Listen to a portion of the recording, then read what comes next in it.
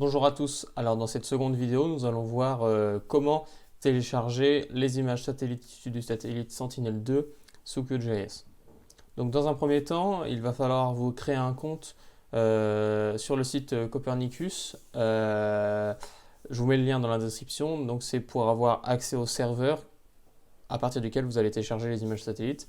Bien évidemment tout est gratuit, donc vous suivez le lien qui est dans la description, vous remplissez les formulaires et vous créez votre compte. N'oubliez pas de l'activer avec votre adresse email. Une fois que votre compte est créé et activé, nous pouvons rouvrir QGIS.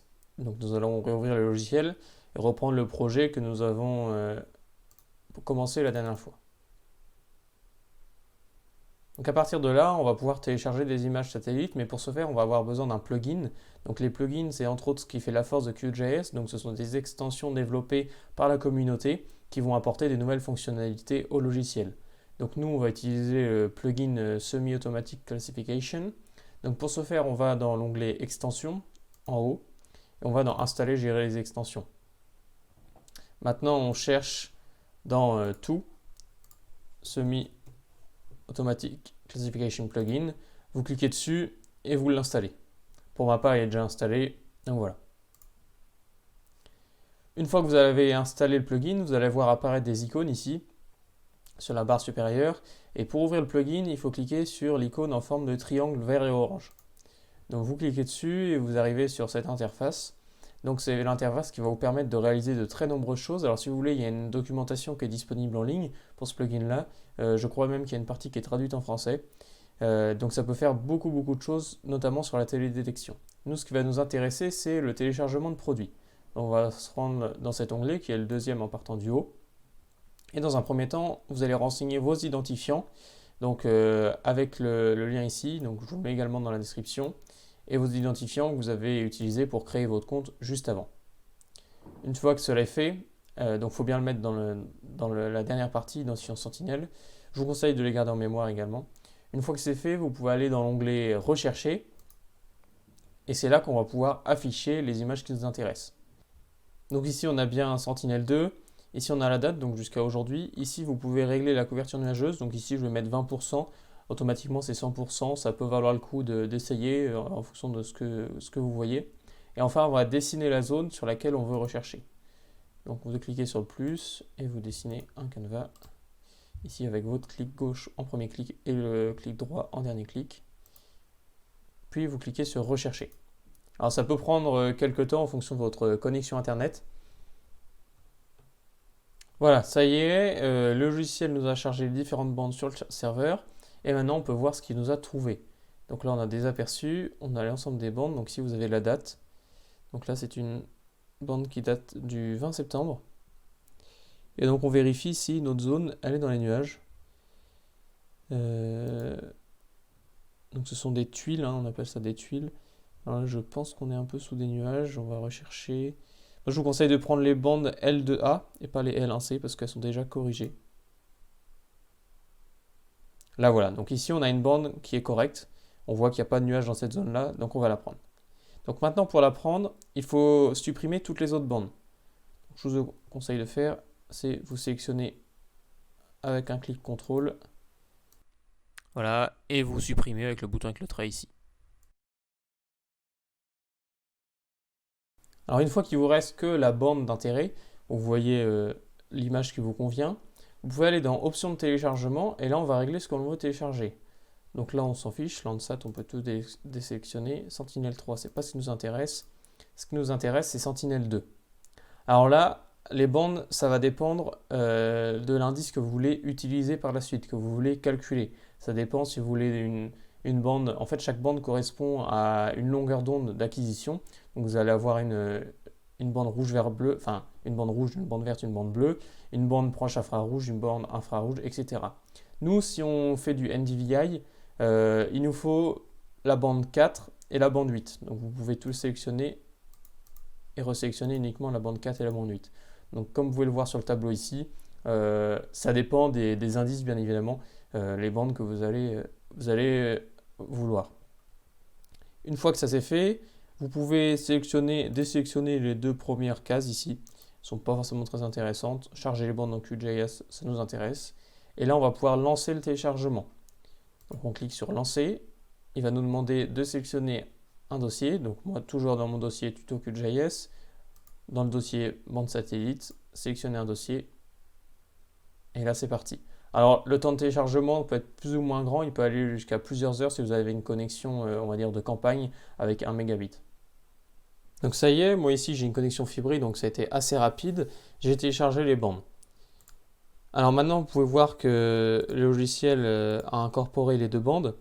Donc ce sont des bandes en noir et blanc. Si on prend les trois bandes rouge, vert et bleu et qu'on les associe, on aura une bande couleur.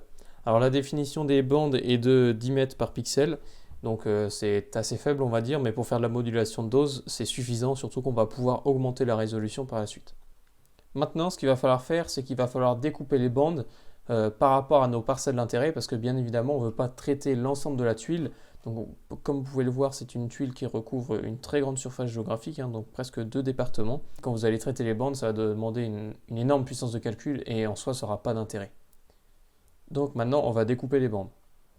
Donc maintenant, pour découper les bandes, on va utiliser un outil qui est intégré au logiciel. Et on va utiliser la couche shape que nous avons créée la dernière fois. Et en fait, cette couche va servir en quelque sorte d'emporte-pièce pour découper la zone qui nous intéresse sur la bande satellite.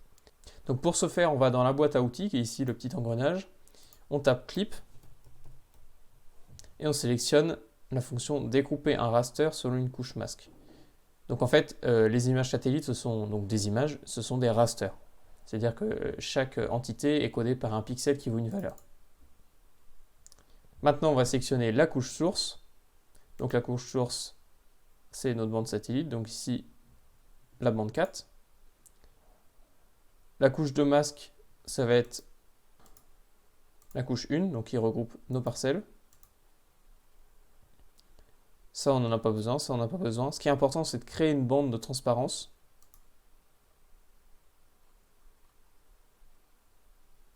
Et l'ensemble des autres choses, on n'en a pas besoin. Maintenant, on peut exécuter la commande.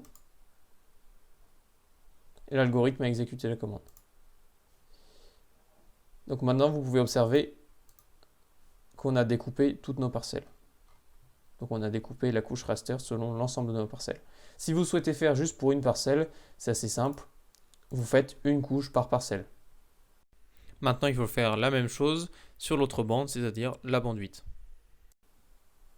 Alors maintenant que vous avez découpé vos couches raster en fonction de vos couches shape, donc c'est-à-dire de vos parcelles, n'oubliez pas de les renommer, donc clic droit dessus, renommer en fonction de la bande 8 et la bande 4.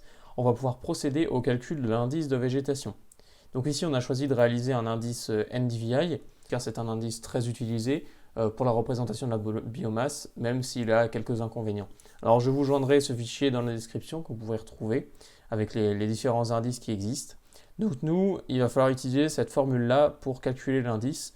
En fait, on va créer une formule qui va varier de moins, avec des valeurs qui vont varier de moins 1 à 1. Moins 1 sera où il n'y aura pas du tout de végétation, ce sera plutôt de l'eau. Et à partir de 0, on pourra avoir un gradient dans la végétation, sachant que la végétation tourne autour de 0,5 jusqu'à 0,8.